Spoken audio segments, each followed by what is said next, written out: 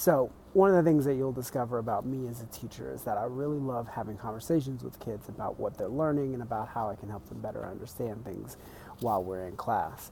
Now, one of the things that facilitates that is doing some of the things that we would traditionally do in school at home. And so uh, that's why you're going to be doing a lot of your lectures at home online or during study hall or whenever you can during the school day. But that comes with some trade offs. The biggest one is that some students really love and actually learn better from hearing the teacher talk about the topic.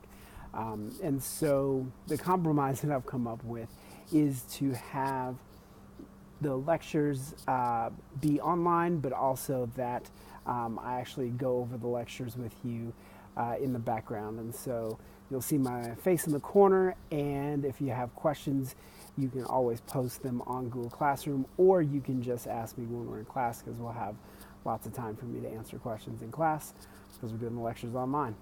Molecules, or as some people call them, organic compounds or macromolecules. There's a slight difference for each of these words and their definitions, but for our purposes, lots of people use these interchangeably.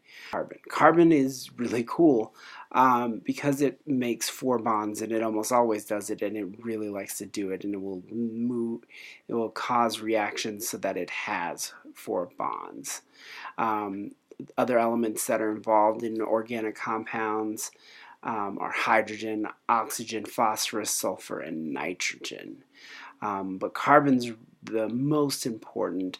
You see four bonds here on the single carbon here in the middle, this dark gray here.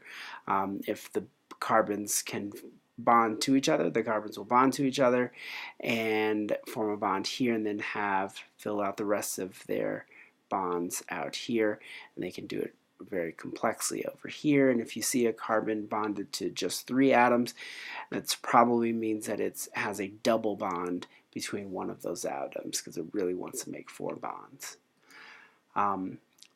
So before we get started on the actual biomolecules, a model. We're going with the second definition, a representation of a complex idea, usually something that can't be observed, like a map, which is something I can't observe a country or a state or a continent or a planet from where I sit, but if we make a representation of that in a map, I can see it all at once. Drawing of an atom, too small, I can't see that, so I have to use a model to represent that. Or it could be something that's very complex and needs to be more straightforward, more simply explained, like ocean currents. Use model to explain those. Macromolecules, or giant molecules, are made up of smaller monomers, and monomers put together are called polymers. So mono prefix many, mono prefix one, poly prefix many. So if you put a whole bunch of monomers together, you get a polymer. So the four major biomolecules that we're going to talk about in this class are carbohydrates, lipids, proteins, and nucleic acids. We're going to come to nucleic acids in a later unit when we talk about genetics. Carbohydrates. So this is what I literally see when I see a carbohydrate. I see a tasty breakfast. But if I go down to the molecular level, I'll see sugars like sucrose, especially in my donuts, and I'll see some more complex carbohydrates like amylose, which is a starch, in most of these breads up here. So the function of carbohydrates. They provide energy to the cell. They store energy, like in glycogen, and they form body structures and some structures in the cell membrane. And their structure is the three main atoms are carbon, hydrogen, and oxygen. Oftentimes, there's so many carbons in a atom, or in a so many carbons in a compound that scientists actually won't write the little C for carbon, because each one of these little bins that doesn't have something else specifically written there means that it has a carbon right there. Another way to model those, you have monosaccharides, which are simple sugars, which are just one ring. If you put two of those rings together, you'll get a disaccharide, di meaning two. And if you put a whole lot of them together, you get a polysaccharide. Again, that prefix that means many. You get a whole lot of monosaccharides together, and you'll make a polysaccharide, like a starch. Lipids. Lipids, other than being tasty, store energy. They form cell membrane. They carry messages. They make waterproof coverings. The structure, they are hydrophobic, which means they repel water.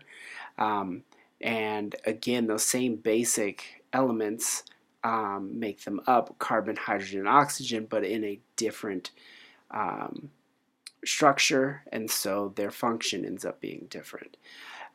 So examples would be fats, oils, and waxes.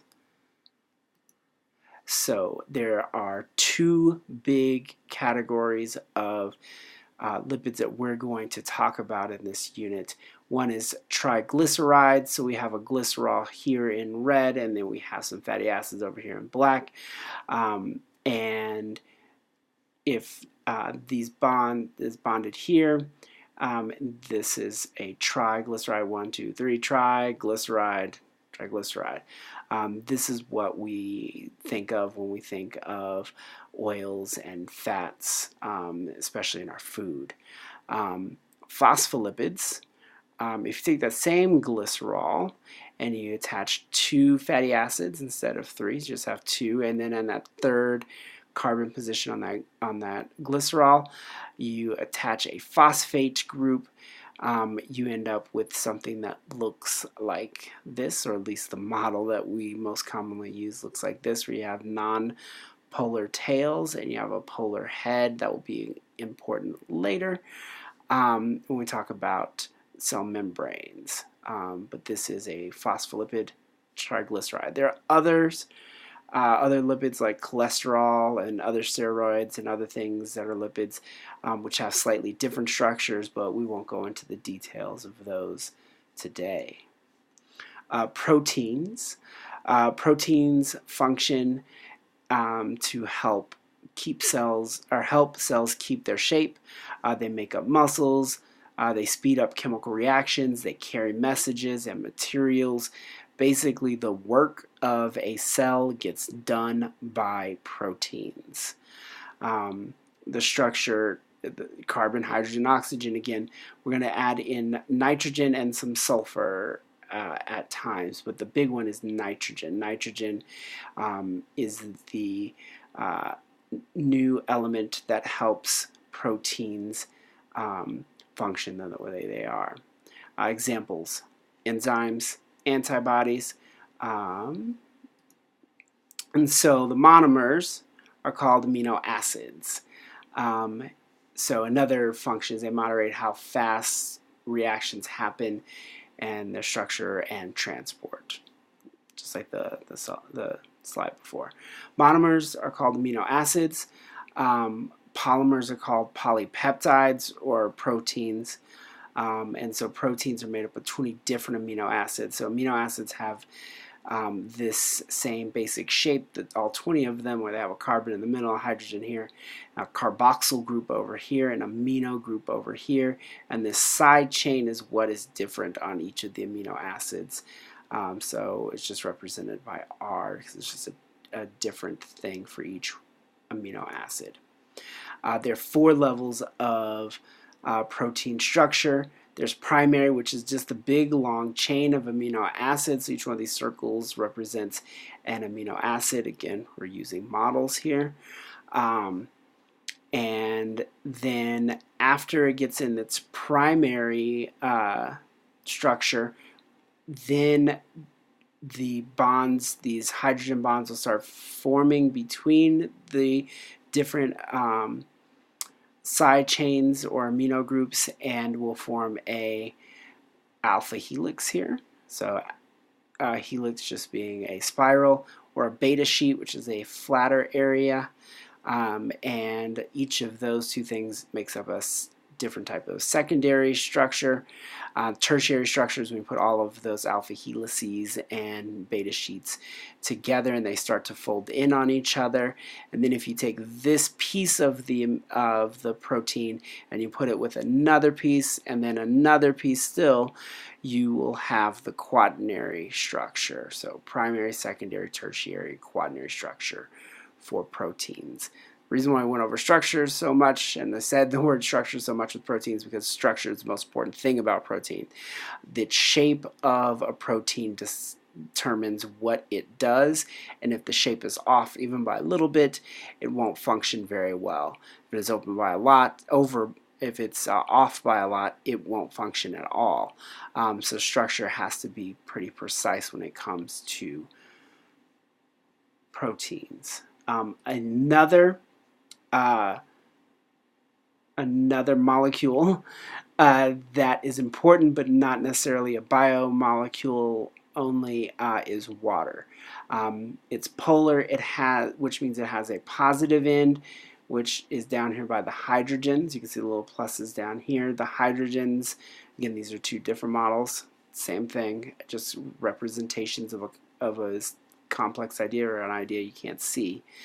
And those they're hydrogen bonds that form. So this little negative end on the oxygen and this positive end on the hydrogen, they kind of line up with each other, and that allows water to do amazing things like form a solid that floats in the liquid form, which normally doesn't happen.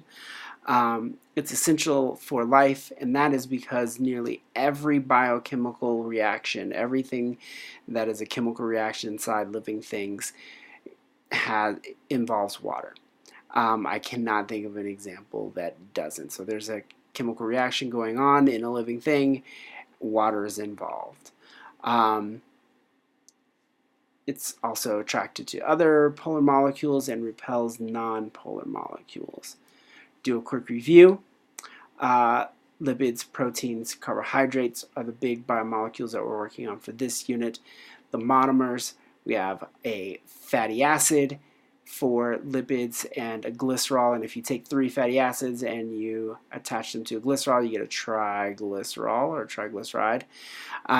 You can also have phospholipids if you replace one of these fatty acids with a phosphate group.